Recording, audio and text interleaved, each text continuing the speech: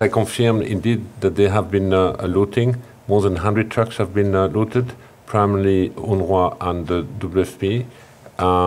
Basically 80–90% of the convoy on that day. What does it show? Well, we have been warning a long time ago about the total breakdown of civil order. Until 4 or 5 months ago, we still had local capacity people who were escorting the convoy. This has completely gone. You keep hearing that the agency is irreplaceable. I keep being asked, why is the agency irreplaceable? In fact, it is replaceable by a functioning state, by functioning institution, and for this we need to invest even more into a political process in order to make sure that this reality will be the reality of tomorrow for the Palestinian. If we do this, and we do not have a viable alternative in place, we will create a vacuum. We will also deprive hundreds of thousands of children to the right of education. But by doing this, we will also sow the seeds for more extremism, more hate in the future.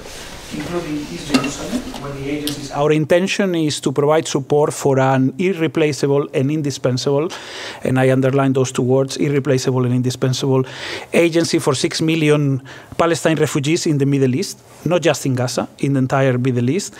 It is indispensable and irreplaceable in the absence of a political solution to the conflict, because all these people depend on UNRWA for basic services such as health, education, or social services. There are discussions also about what is happening on the ground, the difficulties to operate. Some of the questions were alluding to that, and the campaigns of disinformation and misinformation that go around the organization. So it is important also to set the record straight and explain what UNRWA does and what UNRWA does differently from other UN agencies, and why, and this is a reality on the ground, why UNRWA is indispensable and irreplaceable. Our staff in the region is deeply, deeply concerned, anxious, worried about what might happen, and rightly so. We had already last week an incident where a female staff member was searched at her home by IDF soldier, and when they realized that she's working for UNRWA, basically they told her, how come you work for a terrorist organization?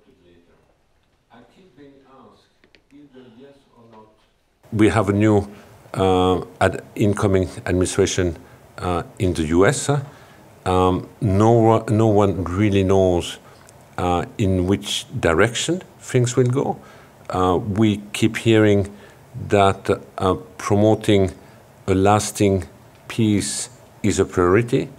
And I do not see how you can promote a lasting peace without addressing the question of the Palestinian in the region. So, of course, people are extremely worried that it might go in the direction of annexation, but annexation wouldn't mean a lasting peace in the region, having addressed the question of the Palestinian.